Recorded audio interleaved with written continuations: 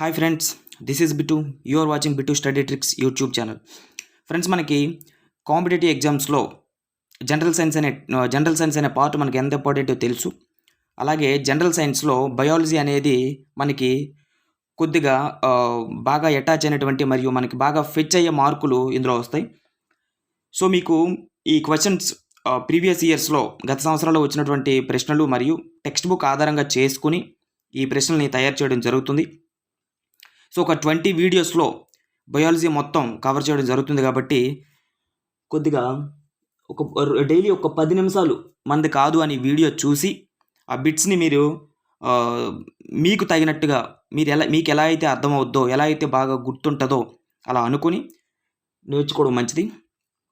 So friends, first ఇది పరిచయం మాత్రమే. ఫస్ట్ వీడియో ఇది జీవశాస్త్రం బయాలజీ యొక్క పరిచయం. ఆ పరిచయంలో ఏ క్వశ్చన్స్ ఉంటాయి ఇవి టెక్స్ట్ బుక్ ఆధారంగా చేయడం జరిగింది మరియు ప్రీవియస్ బిట్స్ కూడా ఇందులో చాలా ఉన్నాయి. బయాలజీ అను పదాన్ని ప్రతిపాదించింది ఎవరు? బయాలజీ అను పదాన్ని ప్రతిపాదించింది ఎవరు? 2016లో గ్రూప్ డిలో ఇది మనకి రావడం జరిగింది ఈ ప్రశ్న. బయాలజీ అనే పదాన్ని ప్రతిపాదించింది ఎవరు అంటే లామార్క్. మనకి బయాలజీ నుంచి ఎన్ని మార్కులు వస్తాయో తెలియదు కానీ బయాలజీ అనే పదాన్ని మాత్రం మన నెత్తి మీదకి వేసినటువంటి వ్యక్తి ఎవరంటే లామార్క్. మార్క్ బయాలజీ నుంచి లామార్క్. బయాలజీ అనే పదాన్ని ప్రతిపాదించింది ఎవరండి? లామార్క్. నెక్స్ట్, జీవుల పుట్టుకకు సంబంధించి ఆరిజిన్ ఆఫ్ స్పెసీస్ అనే గ్రంథాన్ని రచించింది ఎవరు? ఆరిజిన్ ఆఫ్ స్పెసీస్ అనే గ్రంథాన్ని రచించింది ఎవరు అంటే, స్పెసీస్ అంటే జాతులండి. జాతుల యొక్క మూలం, ఆ జాతులకు మూలం ఏంటి తెలుగులో?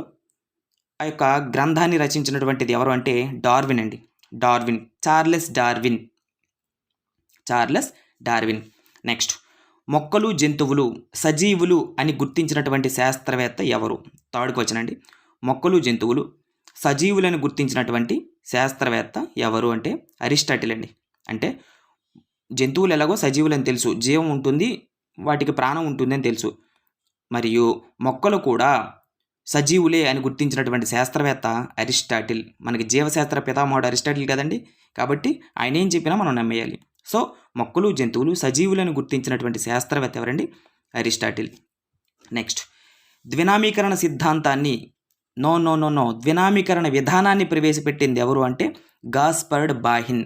మనకి ఇక్కడ ఒక కన్ఫ్యూజ్ పాయింట్ ఏంటంటే, ద్వినామీకరణ సిద్ధాంతాన్ని అమలు పరిచినటువంటిది ఎవరు అంటే మనకి కరోలస్ లిన్నియస్. ద్వినామీకరణ విధానాన్ని ప్రవేశపెట్టింది, మొట్టమొదటిసారిగా మనకి పరిచయం చేసింది ఎవరంటే గాస్పర్డ్ బాహిన్. ఇక్కడ కన్ఫ్యూజ్ అవ్వద్దండి, మనకు ఆప్షన్స్లో ఇస్తాడు, కరోలస్ లిన్నియస్ కూడా ఇస్తాడు. సో ద్వినామీకరణ విధానాన్ని ప్రవేశపెట్టింది గాస్పర్డ్ బాహిన్. అలాగే ద్వినామీకరణ సిద్ధాంతాన్ని మనకి అమలు చేసింది ఎవరంటే, ద్వినామీకరణ సిద్ధాంతాన్ని మనకి అమలు చేసింది ఎవరు అంటే కరోలస్ లిన్నియస్. ఇదైతే మాత్రం గాస్పర్డ్ బాహిన్. నెక్స్ట్, భారతదేశంలో వృక్షశాస్త్ర పితామహుడు. మనం మామూలుగా చూసుకున్నట్లయితే వృక్షశాస్త్ర పితామహుడు అని ఎవరిని అంటారు అంటే థియోప్రాస్టస్. కానీ భారతదేశంలో వృక్షశాస్త్ర పితామహుడు ఎవరు అంటే పరాశరుడు. మనకి ఇంకొక ఆప్షన్ ఇస్తాడు, సుశ్రుతుడు అని ఇస్తాడు. శస్త్రచికిత్స పితామహుడు సుశ్రుతుడు. మనకి ఆప్షన్స్ ఇచ్చేటప్పుడు కన్ఫ్యూజ్ కావద్దు. పరాశరుడు. భారతదేశంలో వృక్షశాస్త్ర పితామహుడు ఎవరు? పరాశరుడు. Next question, the hysteria plantarum అనే గ్రంథాన్ని రచించింది ఎవరు? ప్లాంటారం అంటే మనకి ఏంటండి? ప్లాంట్ మొక్కలు వస్తున్నాయా? ప్లాంట్ అంటే మొక్కలు. హిస్టోరియా అంటే అందులో హిస్టరీ లేదా మొక్కల యొక్క చరిత్ర అని అనుకోండి. ద హిస్టోరియా ప్లాంటారం అనే గ్రంథాన్ని రచించింది ఎవరంటే మనకెవరు? వృక్షశాస్త్ర పితామహుడు థియోప్రాస్టస్. ఎందుకు? హిస్టోరియా ప్లాంటారం, ప్లాంట్ మొక్కలు ఉన్నాయి చూడండి, ప్లాంట్తో థియోప్రాస్టస్. ఓకే, ద హిస్టోరియా ప్లాంటారం అనే గ్రంథాన్ని రచించింది థియోప్రాస్టస్. నెక్స్ట్, మొట్టమొదటి జంతువుల్ని ఈ జీవులకు పేరు. మొట్టమొదటి జంతువులు అని ఈ జీవులకు పేరు. ఏ జీవుల్ని మొట్టమొదటి జంతువులు అని అంటారంటే ప్రోటోజోవా. మనకు అవి మొట్టమొదటి జంతువులు అని ఎలా గుర్తున్నాయంటే వాటిని ఫోటో తీసి పెట్టుకున్నాం కాబట్టి మనకి ప్రోటోజోవా. గుర్తుపెట్టుకోవడానికి బండ గుర్తు మాత్రమే నేను చెప్పేది. సో మొట్టమొదటి జంతువులని ఈ జీవులకు పేరు. ఏ జీవులకు పేరు? ప్రోటోజోవా. నెక్స్ట్ అలాగే జీవులను 6 డొమైన్స్గా 6 జాతులుగా వర్గీకరించింది ఎవరు అంటే కెవాలియన్ స్మిత్. నెక్స్ట్ అలాగే చూసుకున్నట్లయితే పొరిఫెరా జీవుల యొక్క అధ్యయనాన్ని ఏమంటారంటే పారాజువాలజీ. మనకు ఆప్షన్స్లో పొరిఫెరాలజీ అని ఇస్తాడండి. పొరిఫెరాలజీ కాదు. పొరిఫెరా జీవుల యొక్క అధ్యయనం అంటే పొరిఫెరాలజీ అనుకుంటాం, బట్ కాదు. పొరిఫెరాలజీ అని ఇచ్చినా కానీ పెట్టొద్దు, పారాజువాలజీ. నెక్స్ట్ మనకి బిట్స్లో ఏవి మనకి మిస్టేక్స్ అయితే ఉండవండి, ఎందుకంటే మనం ఇది టెక్స్ట్ బుక్ ఆధారంగా తయారు చేయడం జరిగింది కాబట్టి ఈ బిట్స్ని మాత్రం మీరు ఖచ్చితంగా నేర్చుకుంటే కనుక మీకు బయాలజీ మొత్తం సబ్జెక్టు మొత్తం పూర్తయ్యేసరికి మీకు మ్యాక్సిమం 95% మీకు బిట్స్ని అందించడం జరుగుతుంది. ఖచ్చితంగా నేను మాటిస్తున్నా. పొరిఫెరా జీవుల అధ్యయనం ఏంటండి? పారాజువాలజీ. నెక్స్ట్ జంతు సామ్రాజ్యంలో అతి చిన్న అతిపెద్ద వర్గాలు ఏవి? అతిపెద్ద వర్గాలు ఏవి అంటే జంతు సామ్రాజ్యంలో తక్కువ ఎక్కువ ఏవి అంటే అతి చిన్నవి పొరిఫెరా జీవులండి. అతి చిన్నవి పొరిఫెరా జీవులు, అతిపెద్దవి ఆర్ద్రోపోడా జీవులు.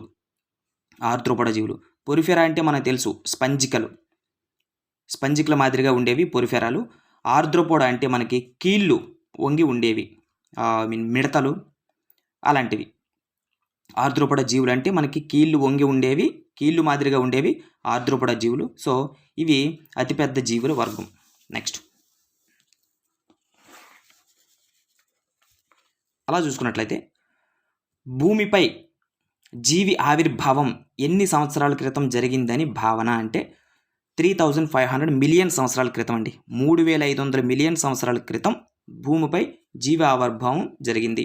నెక్స్ట్ జీవులను వర్గీకరించుటకు మొదటి ప్రయత్నం చేసింది ఎవరు అంటే అరిస్టాటిల్. జీవులను మొట్టమొదటిసారిగా మొక్కలు జంతువులని వర్గీకరించింది ఆయనే. సో జీవులను వర్గీకరించుటకు మొట్టమొదటిసారిగా ప్రయత్నం చేసింది అయితే మాత్రం అరిస్టాటిల్. నెక్స్ట్ జీవుల వర్గీకరణ గురించి తెలుపు శాస్త్రం ఏది అంటే టాక్సానమీ. ఓకే, జీవుల వర్గీకరణ గురించి తెలుపు శాస్త్రం ఏదంటే టాక్సానమీ. ఓకే, టాక్సన్ అనేది మనకు ఒక లాటిన్ పదం అండి. నెక్స్ట్ జీవశాస్త్ర పితామహుడు ఎవరు? మనకందరికీ తెలిసిందే జీవశాస్త్ర పితామహుడు ఎవరు అంటే అరిస్టాటిల్. జీవశాస్త్ర పితామహుడు ఎవరు? అరిస్టాటిల్. మనకు అరిస్టాటిల్ని నడుస్తూ వస్తున్నటువంటి విశ్వవిద్యాలయం అంటారు. ఎందుకంటే అరిస్టాటిల్ జీవశాస్త్ర పితామహుడు మనకు తెలుసు. జీవశాస్త్ర పితామహుడు, అలాగే జంతుశాస్త్ర పితామహుడు, అలాగే పౌరశాస్త్ర పితామహుడు, అలాగే మనకి ఆ విధంగా తీసుకున్నట్లయితే రాజనీతి శాస్త్ర పితామహుడు కూడా ఆయనే. అందుకని ఈయన్ని నడుస్తూ వస్తున్నటువంటి విశ్వవిద్యాలయం అని అంటారు. నెక్స్ట్ జీవులను అధ్యయనం చేసే శాస్త్రం ఏది? జీవశాస్త్రం మనకు తెలుసు, ఈజీనే. నెక్స్ట్ భారతీయ వర్గీకరణ శాస్త్ర పితామహుడు ఎవరు? హరగోవింద్ ఖురానా. మనకి యాక్చువల్గా అయితే వర్గీకరణ శాస్త్ర పితామహుడు అని ఎవరిని అంటారంటే కెరోలస్ లిన్నియస్. కానీ భారతీయ వర్గీకరణ శాస్త్ర పితామహుడు అని ఎవరిని అంటారంటే హరగోవింద్ ఖురానా. గుర్తుపెట్టుకోండి, కన్ఫ్యూజ్ కావద్దు. నెక్స్ట్ జీవి యొక్క శాస్త్రీయ నామం ఏ భాషలో ఉంటుంది? మనకి జీవి యొక్క శాస్త్రీయ నామం ఏ భాషలో ఉంటుంది? మనకి కొన్ని శాస్త్రీయ నామాలు మనకి తెలిసి ఉండాలి. ఆ వీడియో కూడా నెక్స్ట్ మీకు చేసి పెడతా ఖచ్చితంగా, విత్ సింపుల్ ట్రిక్స్తో. ఇక్కడ ఏంటంటే గ్రీకు, లాటిన్ భాషలో ఉంటాయండి. ఇప్పుడు మనకి మానవుడిది శాస్త్రీయ నామం ఏంటి, సైంటిఫిక్ నేమ్ ఏంటి అంటే హోమోసెఫియన్స్లో గ్రీకు, లాటిన్ పదాలు ఏదైనా కానీ ఉండొచ్చు అలా. నెక్స్ట్ టాక్సానమీ అంటే వర్గీకరణ అనే పదానికి మూల పదమును ప్రవేశపెట్టినటువంటి వ్యక్తి ఎవరు అంటే టాక్సానమీ వర్గీకరణ అనే పదాన్ని అనే ఒక మూల పదాన్ని ప్రవేశపెట్టినటువంటి వ్యక్తి ఏపీ డికండోల్. టాక్సానమీ వర్గీకరణ అనే పదాన్ని అనే మూల పదాన్ని ప్రవేశపెట్టినటువంటి వ్యక్తి ఏపీ డికండోల్. నెక్స్ట్ ఇది ఇక్కడ చూడండి, మానవుని యొక్క శాస్త్రీయ నామం హోమోసెఫియన్స్.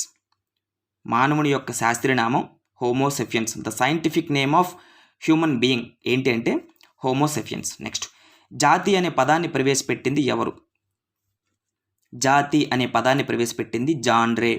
జాతి జాన్ రే, జాతి జాన్ రే, జాతి జాన్ రే, గుర్తుపెట్టుకోండి. నెక్స్ట్, స్పీసిస్ ప్లాంటారం అనే గ్రంథం రచించింది ఎవరు? స్పీసిస్ ప్లాంటారం అనే గ్రంథం రాసింది ఎవరు అంటే Carolus Linnaeus. Carolus Linnaeus.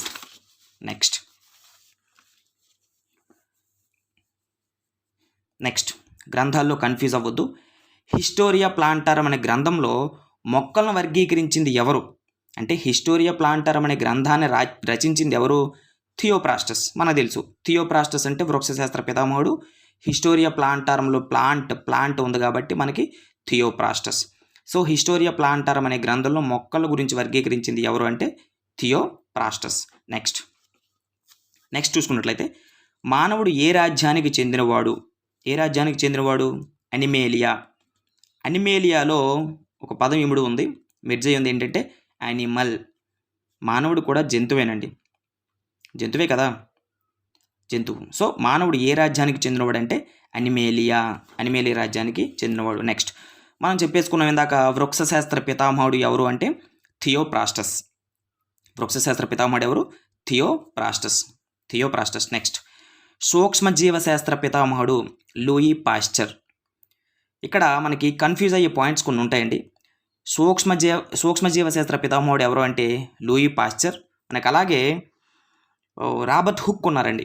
Robert Hooke ఏంటంటే మొక్కలో ఉన్నటువంటి కణాన్ని కనుగొన్నటువంటి శాస్త్రవేత్త రాబర్ట్ హుక్. కణశాస్త్ర పితామహుడు ఎవరంటే రాబర్ట్ హుక్ అనాలండి.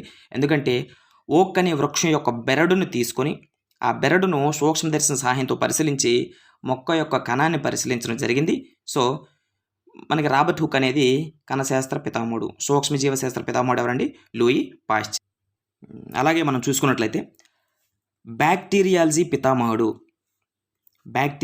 పితామహుడు ద ఫాదర్ ఆఫ్ బ్యాక్టీరియాలజీ అంటే ఆంటోనీ వన్ లీవెన్ హుక్. ఇక్కడ కూడా మనం సూక్ష్మజీవశాస్త్ర పితామహుడు ఎవరు అని వచ్చేటప్పటికి 3 ఆప్షన్స్ మనకి ఇవ్వడం జరుగుతుంది. కన్ఫ్యూజ్ కావద్దు. సూక్ష్మజీవశాస్త్ర పితామహుడు ఎవరంటే లూయి పాస్చర్. మనకి కుక్కకాటు వల్ల వచ్చేటువంటి ర్యాబిస్ వ్యాధి ఏదైతే ఉందో దానికి మందును కనుగొనడం జరిగింది. సూక్ష్మజీవశాస్త్ర పితామహుడు ఎవరైతే ఉన్నాడో ఆయన లూయి పాస్చర్. అండ్ బ్యాక్టీరియాలజీ పితామహుడు ఎవరండి? మనకి ఆంటోనీ వన్ లీవెన్ హుక్. కన్ఫ్యూజ్ అవ్వద్దు. నెక్స్ట్, మొట్టమొదటి 26th క్వశ్చన్. మొట్టమొదటి భూమిపై ఏర్పడినటువంటి జీవి ఏదంటే సైనోబ్యాక్టీరియా. దాన్ని నీలి ఆకుపచ్చ శైవలం అంటామండి. మొట్టమొదటిసారిగా భూమిపై ఏర్పడినటువంటి జీవి ఏదండి? సైనోబ్యాక్టీరియా, నీలి ఆకుపచ్చ శైవలం. నెక్స్ట్ 27th, అతి ప్రాథమిక జీవులు అని వేటిని అంటారు? మొనీరా జాతి. అతి ప్రాథమిక జీవులు అని వేటిని అంటారంటే మొనీరా జాతి. ఓకే. నెక్స్ట్, జీవులను 5 రకాలుగా వర్గీకరించినటువంటి శాస్త్రవేత్త ఎవరు? RH Whittaker. ఇది చాలా ఇంపార్టెంట్ అండి. ఎక్కువసార్లు మనకి ప్రీవియస్ ఇయర్స్లో ఇచ్చినటువంటి క్వశ్చన్. జీవులను 5 రకాలుగా వర్గీకరించినటువంటి శాస్త్రవేత్త ఎవరంటే ఆర్హెచ్ విట్టేకర్. మొనీరా, ప్రొటిస్టా, నెక్స్ట్ వృక్షాలు, జంతువులు అని 5 రకాలుగా విభజించడం జరిగింది. కాబట్టి ఆయన్ని జీవులను 5 రకాలుగా వర్గీకరించిన శాస్త్రవేత్త ఎవరంటే ఆర్హెచ్ విట్టేకర్. నెక్స్ట్, జీవులను 2 రకాలుగా వర్గీకరించినటువంటి శాస్త్రవేత్త Carolus Linnaeus and Aristotle. Carolus Linnaeus కూడా 2 రకాలుగా వర్గీకరించడం జరిగింది. నెక్స్ట్, జీవులను 4 రకాలుగా వర్గీకరించింది కోప్లాండ్. మీ దగ్గర ఏదైనా ల్యాండ్ ఉంటే గనక స్క్వేర్ బిట్ ఉంది మీ దగ్గర ల్యాండ్, ఆ ల్యాండ్కి 4 ప్లేసెస్ ఉంటాయి. 4 సైడ్స్ ఉంటాయి అండ్ 4 యాంగిల్స్ ఉంటాయి. 4 కోప్లాండ్. జీవులు 4 రకాలుగా వర్గీకరించింది ఎవరండి?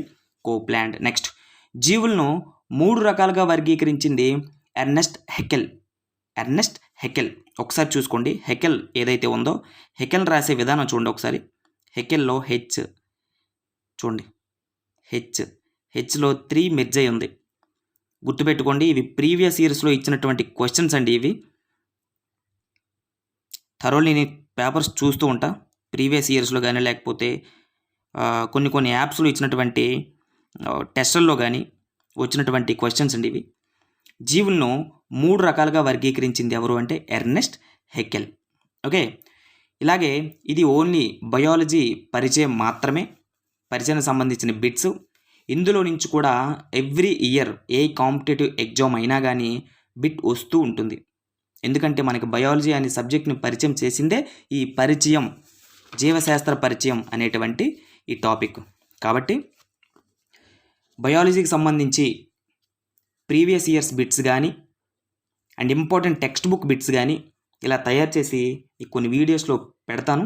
ఒక 15 మినిట్స్ కానీ 10 మినిట్స్ కానీ మీది కాదు అనుకుని చూసి ఈ బిట్స్ని మీరు గుర్తుపెట్టుకుంటారని నేను చేస్తున్నానండి. అలాగే ఆ ఛానల్ మీకు నచ్చినట్లయితే సబ్స్క్రైబ్ చేయండి, లైక్ చేయండి, ప్లీజ్ మీ ఫ్రెండ్స్కి షేర్ చేయండి, అందరికీ యూజ్ అయ్యేటట్టు. Thank you friends, thank you.